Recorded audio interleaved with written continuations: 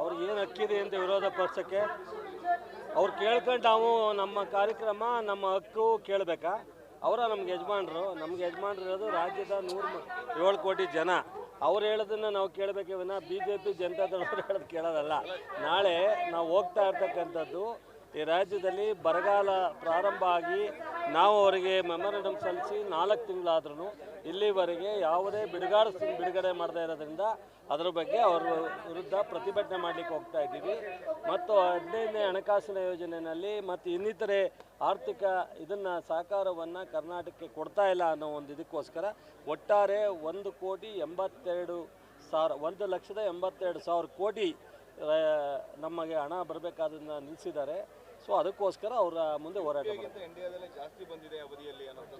So ನೋಡಿ, ಅವ್ರ ಪರ ಹೇಳಬೇಕು. ನಾಚಿಕೆ ಇದ್ದರೆ ಫಸ್ಟು ಕರ್ನಾಟಕ, ಫಸ್ಟು ಈ ಜನ, ಆಮೇಲೆ ಬೇರೆ ಎಲ್ಲ ರಾಜಕಾರಣ ಹೊರತುಪಡಿಸಿ ಅವರು ಕರ್ನಾಟಕ ಅನ್ಯಾಯ ಆಗ್ತಕ್ಕಂಥ ಈ ಸರ್ಕಾರ ಕೇಳ್ತಾ ಇರ್ತಕ್ಕಂಥ ಸರಿ ಇದೆ, ನೀವು ಮಾಡಬೇಕು ಅಂತ ಹೇಳ್ಬೇಕಾಯ್ತು ಜನತಾದಳದವರು, BJPಯವರು.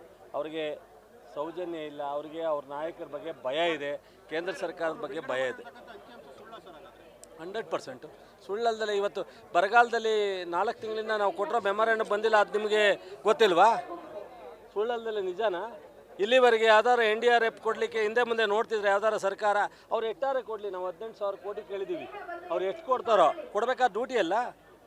ಕೇಂದ್ರ ಸರ್ಕಾರ ಇಡೀ ರಾಜ್ಯಕ್ಕೆ ಎಲ್ಲ ಕಡೆಯಿಂದ ಕೊಡ್ತಕ್ಕಂಥದ್ದು ಸ್ವತಂತ್ರ ಬದ್ಧವಿಂದ ಕೊಟ್ಟಿರೋದು. ಇವತ್ತು ವಿಶೇಷ ಇದೆಯಾ?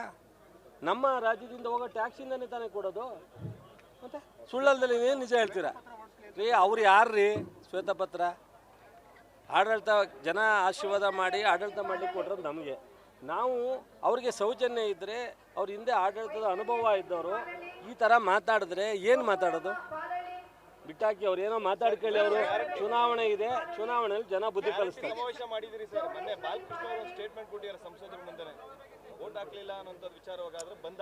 ಏನಾಗುತ್ತೆ, ನಮ್ಮ ಸರ್ಕಾರ ಬಂದರೆ, ನಮಗೆ ಶಕ್ತಿ ಬಂದರೆ ನಾವು ಈ ಯೋಜನೆ ಕೊಡಲಿಕ್ಕೆ ಶಕ್ತಿ ಆಗುತ್ತೆ ಅಂತ ಅನ್ನೋ ಅರ್ಥದಲ್ಲಿ ಹೇಳಿದ್ದಾರೆ.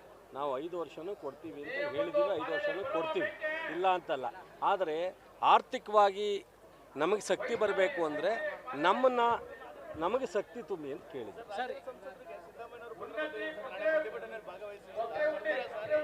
ಅವರೆಲ್ಲರೂ ಬರ್ತಾರೆ. ನಾವು ಮಾಡ್ತಾ ಇರೋದು ಕೇಂದ್ರ ಸರ್ಕಾರ ವಿರುದ್ಧ. ತಾಕತ್ತಿದ್ದದ ಮೋದಿಯವ್ರ ಹತ್ರ ಕೇಳೋಕ್ಕೆ ಆಗಲ್ಲ ಅವರು ಅಂದರೆ ಅವ್ರ ವಿರುದ್ಧ ಪ್ರತಿಭಟನೆ ನಿಂತ್ಕೋತಾರ? ಸಾಧ್ಯ ಇಲ್ಲ. ಬಂದರೆ ಭಾಳ ಸಂತೋಷ. ಬಂದರೆ ಭಾಳ ಸಂತೋಷ. ಅವರು ಈ ರಾಜ್ಯದ ಜನರ ಪರವಾಗಿದ್ದಾರೆ ಅನ್ನೋದನ್ನು ಶೋ ಮಾಡ್ದಂಗೆ ಆಗುತ್ತೆ. ಬರಬೇಕು.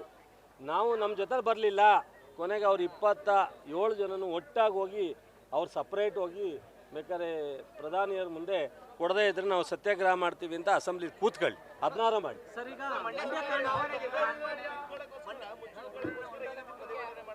ನೋಡಿ, ನಾವು ನೀವು ಹೇಳಿದ ಭಾಷಣದಲ್ಲಿ ನಾವು ಯಾವ್ದಾರ ಕಾರ್ಯಕ್ರಮ ನಿಲ್ಲಿಸಿದೀವಾ?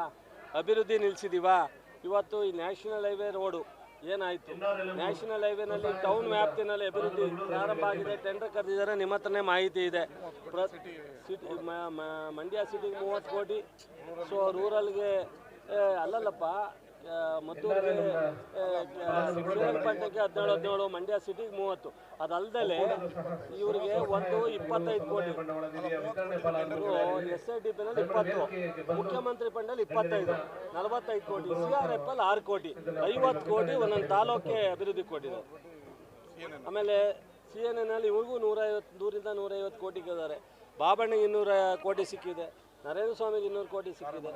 ಸೊ ಇವೆಲ್ಲ ನೋಡಿ, ನಾವು ಅಭಿವೃದ್ಧಿಗೂ ಕೊರತೆ ಮಾಡಿಲ್ಲ, ಸೌಲಭ್ಯಕ್ಕೂ ಕೊರತೆ ಮಾಡಿಲ್ಲ, ಪ್ರತಿನಿತ್ಯ ಕೊಡೋ ಯೋಜನೆಗೂ ಕೊರತೆ ಮಾಡಿಲ್ಲ. 5 ಗ್ಯಾರಂಟಿನೂ ನಿಲ್ಲಿಸಿದ್ದೀವಿ. ಇವತ್ತು ಬರಗಾಲದಲ್ಲಿ 223 ತಾಲೂಕು 37 ಲಕ್ಷ ರೈತರಿಗೆ 2,000 ರೂಪಾಯಿ ಅಕೌಂಟ್ಗೆ ಹಾಕಿದ್ದೀವಿ. ಅವ್ರು ಇನ್ನೂ ಕೊಡದೇ ಇದ್ರು ಅದ್ರ ವಿರುದ್ಧವಾಗಿ ಪ್ರತಿಭಟನೆ ಮಾಡಲಿಕ್ಕೆ ಹೋಗಿದ್ದೀವಿ. ಎಲ್ಲ ಥರದ ಆರ್ಥಿಕ ಸಹಕಾರವನ್ನು ಕರ್ನಾಟಕ ಸರ್ಕಾರಕ್ಕೆ ಕೇಂದ್ರ ಸರ್ಕಾರ ಕೊಟ್ಟಿಲ್ಲ ಅನ್ನೋದೇ ಮುಖ್ಯವಾಗಿ ಇಟ್ಕೊಂಡು ಅವರ ಗಮನಕ್ಕೆ ಮತ್ತು ಅವರ ವಿರುದ್ಧವಾದಂಥ ಏನೇನು ನಮಗೆ ಬರಬೇಕಾಗಿತ್ತೋ ಅದನ್ನೆಲ್ಲನೂ ಮುಂದೆ ಇಟ್ಟು ಬೇಡಿಕೆ.